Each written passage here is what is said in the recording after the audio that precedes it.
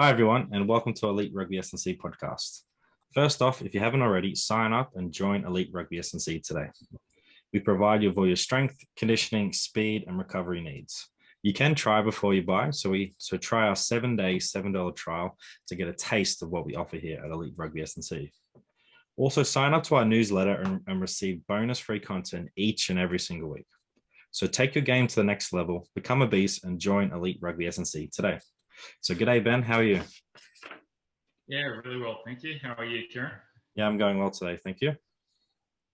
So today we are going to... So today we're going to be reviewing our first ever whole body gym session that we posted on our YouTube channel. So if you haven't already, definitely obviously stop this episode and go watch it now so you can understand what we're trying to talk about today. So we are sharing the screen. So if you are watching on YouTube, it's going to be much more beneficial to you to understand the movements. But if you're listening to this via Spotify, we'll try and describe the exercise as best as possible. So anything you want to add before we start, Ben? Yeah, I think this is a great opportunity to give some context into why these exercises and why you're doing it in this order, and also have a deeper understanding of the outcomes that we're looking for when we're actually prescribing exercise. So the athletes in this video will be Phil and Thorny. So they've been training with myself for the last 2.5 years. So the exercises here might be a bit advanced for some people or might be suitable, but they've been under my guidance for a while now, and hence the reason why they're doing these type of exercises and progressions as well. So just something to throw out there. So we're going to hit the play button, and we can see our wonderful graphics that we have here on the YouTube channel. So it's a whole body session, and we're training like a beast. So I'll pause on it right there. So we have our prehab and also a hip lock movement. So we're going to be doing a lateral lunge with a kettlebell, some banded pull aparts, and also a barbell push press to hip lock as well. And we are playing it right now. And that's Thorny in the video to begin with. And that's for you, the bigger one. So we got an outside back and a tight head prop as well. Fantastic. And that lateral lunge is quite good. Getting people in positions that they need to be in for rugby as well. Not everything's happening in a sagittal plane. So I do like that from that point of view, and getting a little bit of more groin activation, trying to get people into strong in positions that they'll find themselves in that are uncomfortable sometimes. Yeah, and it's just something different. So we did this without external weight with the kettlebell. The previous one, just doing body weight to really understand their movement and what's their limitations. And then the program that we're watching now, they started to do it with weight and see if there's any changes in their movement mechanics. So yeah, it's just a good movement, something different. Yeah, banded pull aparts, obviously getting rid of that external, basically getting rid of that poor posture that a lot of people have. And this push press probably could be done a lot quicker, and probably I would slightly change that. But for a learning, remember this is probably they're probably learning how to do this at this stage.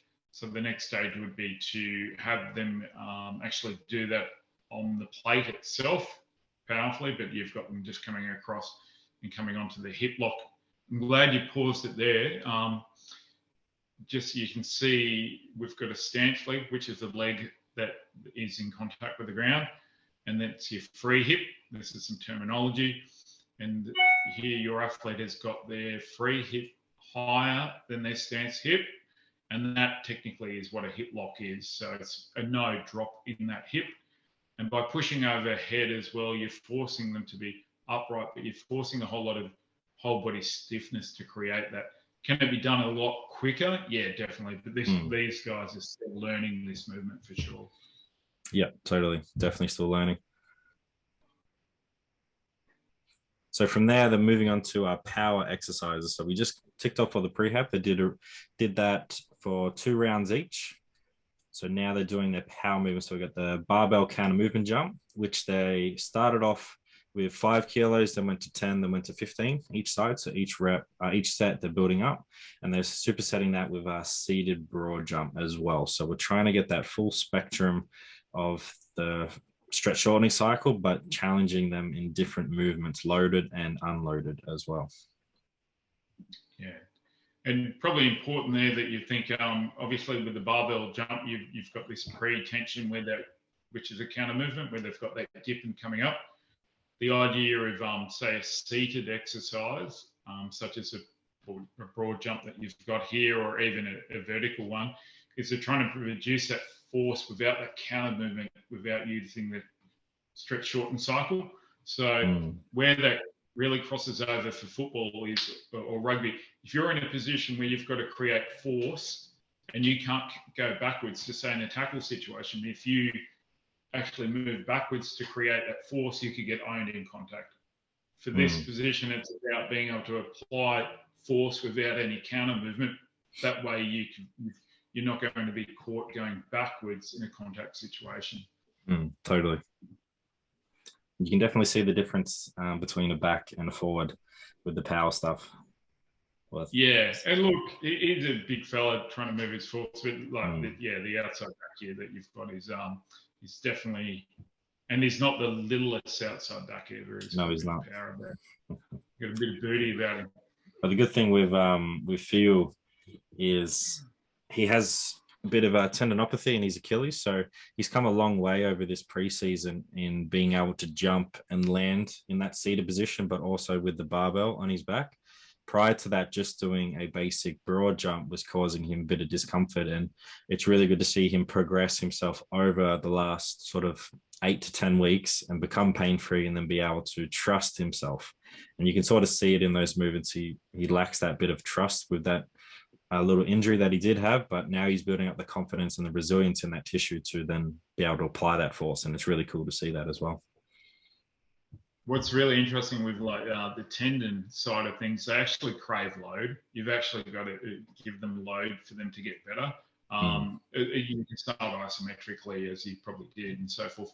But a lack of load actually causes problems. So it seems counterintuitive at first, but they need a volume of load that's consistent and predictable, and it gets that out that you need. Yeah, in this set, they've got the extra 5 kilos up there. So now moving on to some strength and power.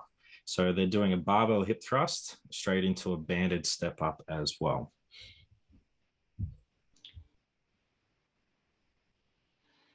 So this is a pretty good day.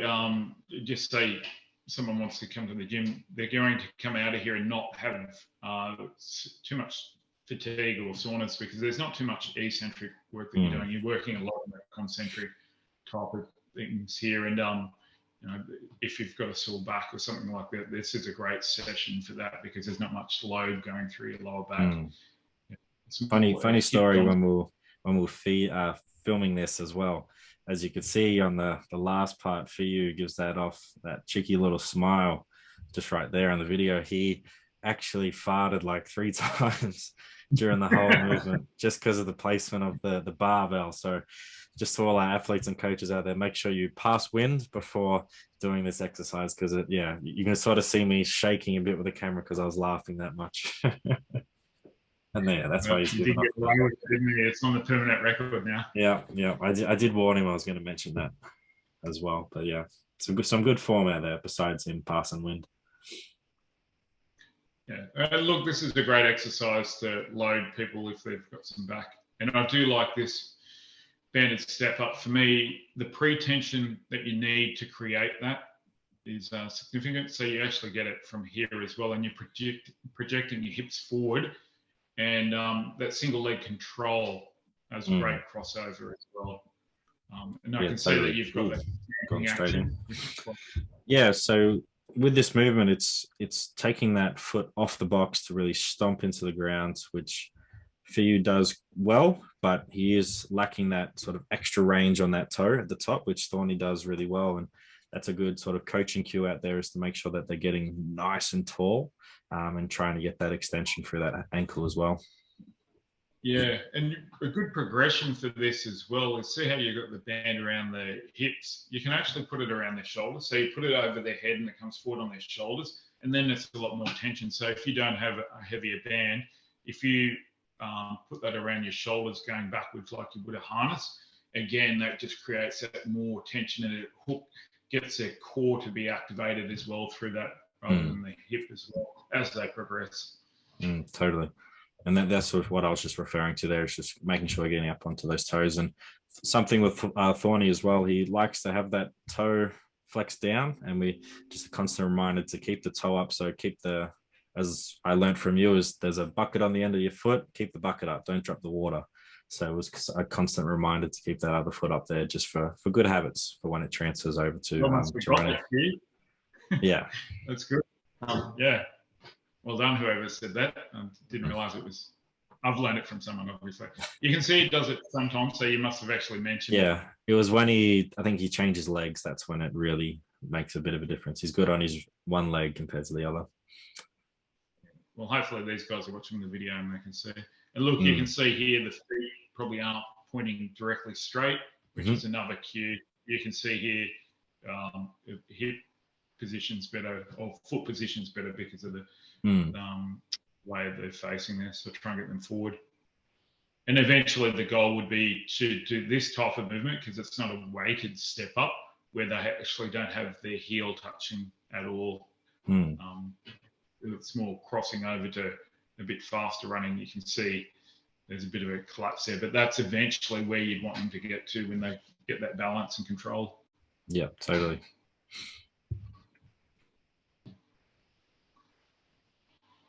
And that was our last set, really getting heavy. So one thing I love about this movement is you can overload it quite easily because you're taking out the grip strength, which is sort of the thing that goes straight away when doing some, say, deadlifts and trap bar deadlifts. So we can really load up that posterior chain and get nice and strong. Yeah, I found it's great probably later in the week when you're going towards football if you need someone to actually still get a bit of load. And it's good for guys that do have a bit of a back or a knee niggle. Seen an outside back that only weighed 86 kilos, cranking out 280 kilos for 10 to 12 reps, and not too far, fairly late in the week in the game week because they couldn't do much because they had a patella tendon type of issue that we're trying to get around, but they needed that hip strength for their explosive movements. Totally. So the next one is some upper body stuff. So they've got some strength and power again. So they've got some med ball throws, which they're going to be laying on the ground and throwing. So just taking the lower body straight out of it. And they got some fat bar body rows as well. And that was for as many reps as possible in, I think it was 15 seconds. So that we're building up. They start off around 8 seconds, 10, and now they're up to 15 seconds as well. And that will load up slowly. So laying down and exploding that ball up, and their partners up there to obviously help them bring it back down. Yeah. And look, this is one where it's just off the ground to go. A lot of the time you actually see a counter movement where they drop the medicine ball in and it comes up to use the stretch cycle, but you're just getting from this position, starting low with no drop, and then powering it from that position. And again, you're just going for as many sort of reps that they can in that time frame. Yeah, just short, sharp, and powerful, and just grinding it out. A little bit of work there, just trying to get that fingers pointing in that same direction as well, just so to finish off that line a little bit. And you can see the big fella, he's working hard. His body weight, he needs to get his pull strength up, which he will be, I'm sure. Yeah, totally. We did actually have to move the box because you can see the height of the out race there. The suspension Fia was actually really too powerful for the heaviest ball that we had, and he was actually getting it and hitting the out race. So that was pretty impressive to see. So we did have to move move the setup. Yeah, so they're just going straight off the chest again. And look, the session that you've got here is a short, sharp. They're not going to feel too fatigued after this one. This is more like really a perk up session in a way.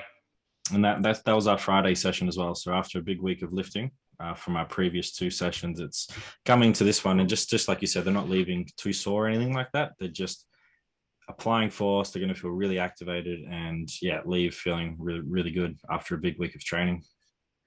Yeah. So now we've got our accessory movements. So we're doing some ab rollouts and some forehead planks as well, which is going to be in a scrum position. So you can really see the difference between the 2 of them in terms of the ab rollouts. It is a fairly challenging movement, and obviously Phil doesn't go as far compared to Thorny, but he's still getting some good adaptations in there as well. If you want to review that again. Yeah, it's interesting. There's an actual a test that they used to use for, say, for props, and it's what you do is you actually get them on their feet and say a roller or a bar rollout, and you measure the full distance of where, and that's just where your toes are to the full extension you are on the ground, and then controlling your rollout with your arms extended, and then you actually work that out as a percentage of how far they could go. So where they can stop, hold that for 1 second is the reach. So how far can they reach out through their rollout? And you basically convert that to a percentage to understand the percentage of core control at extension. Okay. So we might touch on that later. So it's it's a test that used to get used a lot, but it hasn't been used much for a little while. But that's something we can talk about in the future. So this is one of the more advanced sort of neck strength exercises that we do. So we're just getting to pretty much a scrum position, and it's up to you how much force you apply into the ground. So you can see Phil has quite a strong neck, so his hands are off the ground, whereas Thorny on the right-hand side, he's still got his fingertips on the ground in that scrum position. And yes, I did say to put his butt down. He is a back. He's still learning how to scrummage, But yeah, it's just a forehead plank, and it's very challenging for them, but it's also a movement that I've been trying to implement, and I really do enjoy it. It's interesting that you say that. You start to see the specialization of positions, really, like what the actual game itself and training does to develop. So tight head prop should be really strong in this position. You can see he's not feeling it that much at all, really. That's him going for a little jog, or the equivalent to a back, going at 70%, 70% of a sprint. It's not too much effort for him. But it's really important even for the backs to have good neck strength, because your head is in close in tackles. It is in close in clean outs as well. So your neck strength plays a role. And it's something that they shouldn't avoid just because it's not your position. You might not be in scrums, but you are in collision and even accidental collision positions where you need neck strength. Totally. And it's just a good sort of progression off the ones that we've shared on the Instagram, where we've had the banded stuff, and now we're sort of going on to a more specific movement as well. So definitely make sure you do the banded stuff before doing this more advanced type of movement. Or have all your fingers on the ground. Yeah. But yeah, just play around with it, your fingers, and see how much you can do. So that was the whole session just then. So what were your overall thoughts of the session there, Ben? Yeah, that's a really good way to say. You can see it's a session that they've done where, I think they've got a lot of training volume on that day, or it's late in the week. It's really good because you're not going to create too much DOMS or soreness, but you're going to feel quite explosive at the end of it. And it's just a short, sharp, I'd almost call it a perk up session. You just, by the time you finish it, you're feeling good going out of there. It's not one of those like a true strength session or a huge power session. It's a great way to fit in some training, or if you've got a heavy schedule. And it sort of leads in nicely to coming into the in-season as well, where they're going to still be training on those Fridays, but it's going to be a priming session. So it's just building in the good routines that we've talked about previously over the preseason, is getting that routine in so your body knows and your mind knows, yeah, I'm training on that day. But once we get to the in-season, we're still training, but it's going to be less intent. It's going to be more of that sort of just getting a stimulus, but also active recovery as well. So it's just getting the boys into a good habit, which I wanted to do. And I think they're going to benefit from that a lot once they get into the in-season in a few weeks' time and start doing that as a priming session as well. Yeah, it's really good that you didn't give me any context of what day of the week they were doing it and what's going on. So the fact that I picked it up, that it'd be really good later in the week, and that's where you've done it. So yep, definitely. Yeah, good. Burn up. So yeah, so everyone who was watching online on the YouTube, so that was a great session, and hopefully you got a lot out of it and starting to understand what my training history has been in coaching athletes. But a lot of these movements we're doing the exact same in Elite Rugby SandC. It's just when you join up to us, you're becoming a beast. You're going to start off on a more foundational program, and then you'll slowly work up to these exercises as well. Yeah, and that session was great. It just shows people that even in season, a lot of people completely back off in the gym. This is something, like you said, you could do when you're used to training. Like that could happen the day before, and it's not going to cause any issues. Yeah, they're probably actually going to feel better for it. Totally.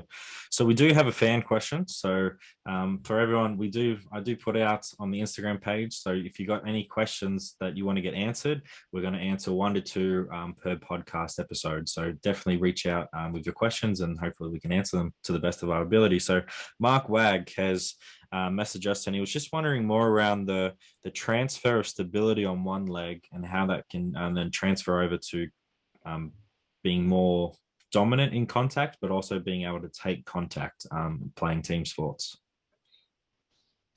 Yeah, so it's going to be hard from to say that there's scientific research into it, but if you take a look at the ability to be strong and balanced on one leg, when you're running, that's going to happen. When you're stepping, that's going to happen.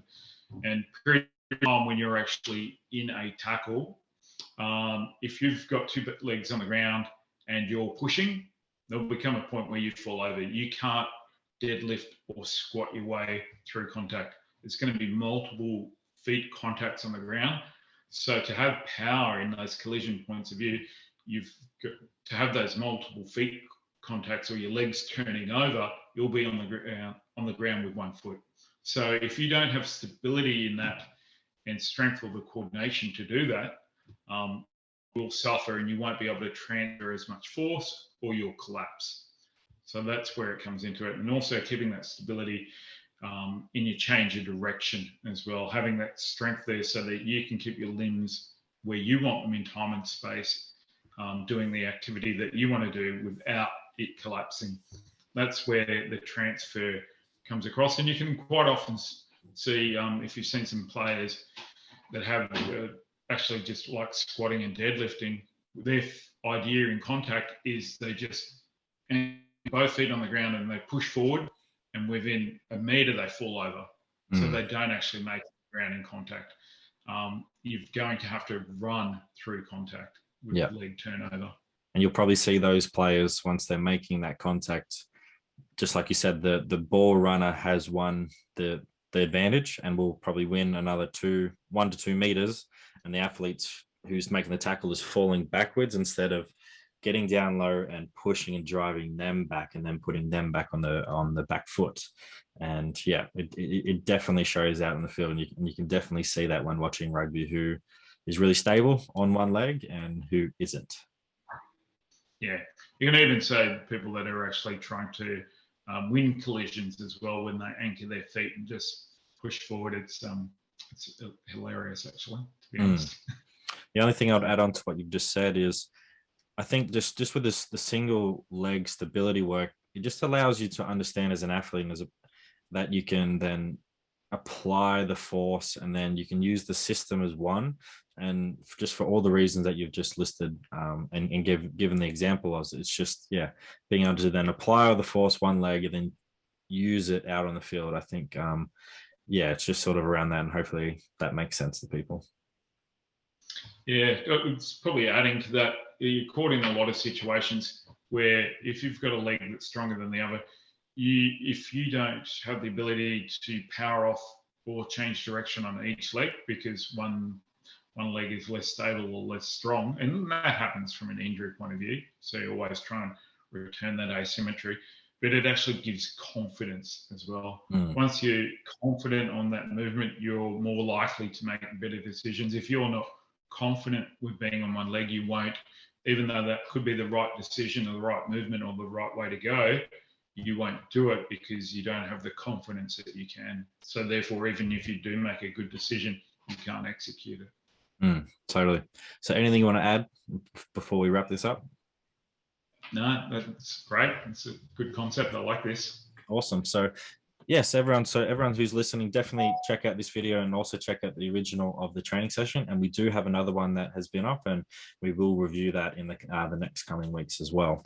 So thanks for tuning in to another episode of Elite Rugby SandC podcast. Remember to like, subscribe, and rate Elite Rugby SandC on Spotify, YouTube, and follow us on Instagram. Sign up to become a beast today via the link in the description or via Instagram page. Also, sign up to our newsletter and receive free bonus content each and every single week. So don't wait, make that good decision and join Elite Rugby SandC program today and take your game to the next level. So thank you, everyone, and thank you, Ben. Thanks, Kieren.